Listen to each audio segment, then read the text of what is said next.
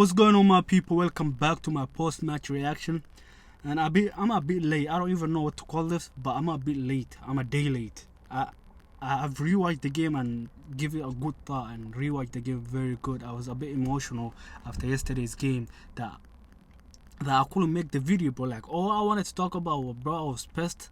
Like, all I wanted to talk about was some bullshit, but that's why I couldn't post the video. But this time around, I was like, yo, I'm a bit calm. Let me rewatch the game. Let's see how the game was, bro. So me rewatching the game was a good thing, because there's points that I wrote down that I really want to talk about. And the first point is that Haaland, bro. Haaland, I thought he was gonna be, bro, because at Haaland was that guy. Like, he will be like a Kylian Mbappe of this generation, or a Messi, or a Lewandowski, or a Ronaldo, or a Suarez, bro. That's what I thought, bro. Cause me seeing even Aguero, bro, that's what I thought he was gonna be. Cause me seeing other strikers and seeing my striker that I have, bro, like I'm a bit sad, bro. I don't know why we signed him, bro. Like bro, I don't feel like he's a type of striker that our team needs, bro. Even though he gets you 60 goals. Last season he scored for us 60, but like, how many of them were very, very important? How many of them were when we needed it? How many of those goals were the biggest game? How many of those goals were a game winner? How many of those goals are scoring against small teams? Eh? I know he's a striker, he needs to score goals, right? But where were you against Real Madrid at the semi-final, bro? Where were you against Inter Milan at the final? Where were you at the semi-final? I don't know who you played in the FA Cup. Where were you against United? Where were you against Wolves?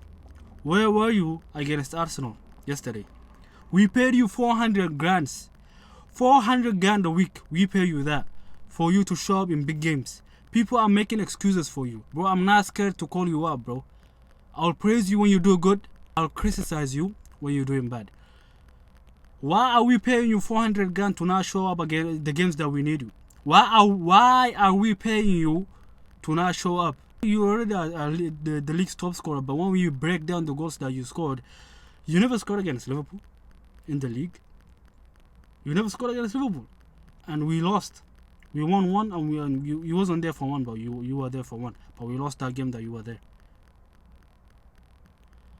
When a player is being paid 400 grand a week, the expectation is higher. That's why I have a lot of expectation on you. I expect you to score. I'm not expecting you to have a man of the match performance every game. I'm not expecting you to do that. But when the team actually needs you, when we need you, you gotta show up, bro. Like yesterday's game, the game was so tight. Like, how are you a striker? Oh, let me know this, bro. Guys, please let me know this. How are you a striker and not have a shot in one game? A whole 90 minutes you played and you haven't had a shot. I was asking for Pep to take him out. I wanted Alvarez to go up top. And I will get into the formation that we played next, but I wanted Haaland to get out of the field, because after 60 minutes I didn't see nothing that he was doing, bro. I was like, yo, get him out the pitch, put Alvarez forward, okay? So that's the point that I wanted to make. And but I'll come back to Haaland again, bro, because the whole point that I made is all of them will go down and connect to Haaland. The setup, the second point that I wanted to make was the setup that we came into the game with. The formation that we came into the game with, a diamond, bro. Playing a midfield diamond and then having our fullback push higher than we usually let them go. Gravadi was, I think, in my opinion, no, it's not even opinion, but this is a fact. Gravadi was the best player in that pitch for Manchester City yesterday. Our fucking central back, who was being played out of position, was the best player in that pitch. That tells you a lot, bro. He is not even our well-paid players. He's not even our five highest paid players, bro, in this team. He's not even in the top 5. He does not even crack into the top 5. And he was our best player. And the way we set up, we were lacking wingers. We were lacking wingers that can go 1v1 with the fullbacks. when Doku came in, I know he didn't have a good game and he didn't complete the dribbles, but you can see what he wanted to do. You can see what he was trying to do. You can see what kind of game that he plays, bro. He goes at you 1v1 direct, and bro, he wants to beat you every time. He wants to put crosses, and this is the type of game that we need this type of wingers. And coming into this game, I was like, yo, what is this midfield? But I didn't get it because at first I thought Foden and Bernardo Silva were going to play at the wings, and then see Kovacic deep, and then see Rico Lewis and Kovacic play number 6. But it was the other way around. Number 6 was Bernardo Silva, which I really liked the way he was playing.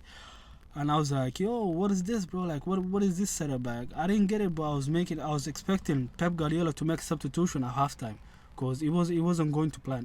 If he was playing for a draw, it would be out there. I would get it. But if he wasn't playing for a draw and he was going for a win, why change from attacking to more of a control? Even though Arsenal likes to control and we like to control, why are you trying to control the game more? Why don't you just let the game flow and let the best team win on the day? Which was, even Arsenal wasn't at their best. Arsenal were, they weren't at their best. They didn't create much. We didn't even create much. And the third point that I wanted to talk about was Alvarez, bro. Julian Alvarez is not he's not a winger. The way he was playing yesterday, he does not belong there. That's why he was missing in the game yesterday. He was nowhere to be seen yesterday. He was getting on the ball, but he was more on the wing. We need Alvarez down the middle. We need Alvarez as a number 10. He's not the best. He's not the best at creating, but he can play there. We've seen what he can do. We've seen what he can turn out to be. Like, Alvarez can be a very, very, very dangerous guy, especially up top. He's not the best of a number 10. He doesn't do the things that number 10 does. He doesn't do a lot of things that number 10 should do, or they trying to do. He's not that. But Alvarez can play down the middle and shoot the ball, but which Haaland didn't for the whole 90 minutes. He didn't do that. And the third point that I want to talk about is Phil Foden. Well, people are trying to talk bad about Phil Foden and how he's playing. It makes sense when he's not performing, right? It does make sense, right? When people are quick to criticize Foden and do all of that, but when it comes to Haaland, nobody wants to talk about him. They're scared, bro. They don't want to mention his name. But I can. I'm not scared. I'm not scared to speak my mind up, bro. I'm not scared to speak out of my mind, bro. What I think is what I say, bro. Haaland has been missing for the last, I don't know how long, bro. I don't know when was the last time he scored. He even scored for us, bro. Even though I don't judge players on scoring goals, but if you don't contribute to anything else and your job is to just score goals, I'll judge you on that. Okay? So Haaland only score goals for us. He doesn't dribble. He is not good at passing. His shoulder play is bad. I don't know, bro. I've never seen him shoot with his right foot. Heading game bad. All he's good at is scoring goals inside the box. When people are not creating chance for you and people are not putting crosses in for you, what are you supposed to do? Drop deep. And he does that. He's terrible. He's very terrible at it. And when it comes to him shooting outside the box, Haaland, I've never seen him do that for Manchester City. I've seen him again as well as Bilbao. That goal was very scrappy. He shot with his right foot, and the way he shot, even though he went in, but the way he shot was very, very bad. And I actually think he's not good from outside the box. That's what I think now, bro. Because seeing other strikers like Lewandowski, I used to compare him with Lewandowski, Suarez, and them and there. But seeing them do what Haaland cannot do, and I actually wanna appreciate them more and not ever compare them to Haaland again, because these people, what they can do and what they are able to do in games and win you, and the way they are trying to wind up players and win you games, it's absolutely very, very, very good for a team like us, bro. Because I actually miss that game made me miss the likes of Gabriel Jesus and them, man, bro. The likes of Aguero, bro. It made me miss a false nine, bro. I'd rather see somebody else up top than see Haaland up there, bro. Because I've seen it all, bro. I've seen a false nine, I've seen a striker, I've seen everybody, bro, play up top. I've seen Bernardo Silva play up top. I've seen Phil Foden. I've seen Raheem Sterling play up top. And seeing Haaland do what he does up there, I'm like, yo, is he any good, bro? Is he good? Is he the guy that we bought? Is he the guy that we thought he was gonna turn out to be? And what I'm thinking now is Haaland is shit, bro. I don't think he deserves to win the Ballon d'Or now, bro. Seeing him perform like this, I don't think the Ballon d'Or should be won by him, bro. I don't think he should even come second, bro. I don't think so, bro. I think he should come top 5, but not even third, bro. He shouldn't come third. Let me get to the Foden point. And Foden is being played out of position every time. He doesn't have a specific position to play, and people are judging him on that. Don't judge him on that. Give him a specific position to play every game, week in, week out, and see how he does. You cannot play him false 9 today and tomorrow play him as a winger, and then play him as a 10, and then play him as a right winger. You cannot do that, bro. Pep has been doing that, and people like Southgate Southgate is a type of manager that doesn't know what he's talking about. Foden said his best position are 2, left wing, and the other one is as a 10. Why don't you just play him 1? Scrap the other one. Throw it out of the window. Play him as a 10, or play him as a winger the whole season. We make him start every game. I know he's better than anybody, every winger that plays there. Anywhere that he plays, he can be the best in the world. If he plays as a 10, he can be the best there, bro. Foden is a generational player. What he is able to do with the ball is very sensational. And the fifth point that I wanted to make is the squad that we have. We cannot have passengers in the squad. We cannot have players that are very not reliable. Are not reliable. We cannot rely ourselves on Calvin Phillips. We cannot rely on them. We cannot rely on Sergio Gomez. We cannot rely on what's that kid called, bro? Oscar Bob. We cannot rely on him too. Okay, we need a deeper squad. Even though Pep does not like deep squads, but we need more than that. We need experienced players, bro. We need players, even if they are over 30, even 31. We need them. We are time that we need them.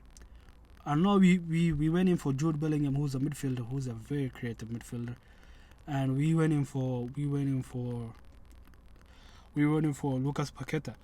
We didn't get any of those two, because me actually trying to deep this ship, I actually want to get those two players. Even though we cannot get Jude Bellingham right now, you should go in for Lucas Paqueta. I think he's the only guy that can score goals. We need goal scorers. I know we have players that go missing in games, and then we have players that don't score goals for us at all, right? We actually need players that can score goals. We need a Lucas Paqueta, we need a Jude Bellingham, we need a Gundogan, we need a KDB. We need everybody now. We need everybody. If KDB is not in this team, nobody creates the chances that he does. He takes risk, and the risk that he takes, he pays off. Sometimes it's bad, sometimes it's good, and most of the time it is good. So we need to get rid of Sergio Gomez. We need to get rid of Calvin Phillips next season. Even in the January transfer window, both of them should go. I don't want to see none of them. I don't want to see any of them in this team. And the point that I wanted to talk about was selling Cole Palmer a mistake? Was it? That's the question I'm trying to ask myself. Right, just right now. This is the question that I want to ask myself. Is selling Cole Palmer a mistake that we did? And I think so. At this time, I think so. Because Cole Palmer has showed me that he can actually do it. He's been in this team for so long that he can win you games, or even score you goals, or even shoot when he thinks it's the right time to shoot. I've seen him create chance, and I've seen him for the last I don't know how long, 3-4 years. I was like, yo, last season when we had that deep squad, I don't know, even though I don't think our squad is that deep, but even last season I've seen him, I was like, yo, this guy doesn't play regularly, we should sell him and go for another player. But we sold him at the wrong time. We did. After selling Myers, we should have had him. We should have had him and Doku at the same time, both of them in the same team. We should have done that. And which I think is a mistake now, because seeing him perform for Chelsea right now, it makes me rethink the decision that the board that made, and this board, and the decision that they took to not sign Declan Rice and to not sign a defensive mid. It is a problem now, because seeing Rodri miss games and lose, seeing Rodri miss games and us losing, made me rethink not signing a defensive midfielder was a very, very wrong decision, because I thought Calvin Phillips was gonna come good this season. Okay, this is not me being reactionary, because this a day late. This video is a day late. It made me rethink very good.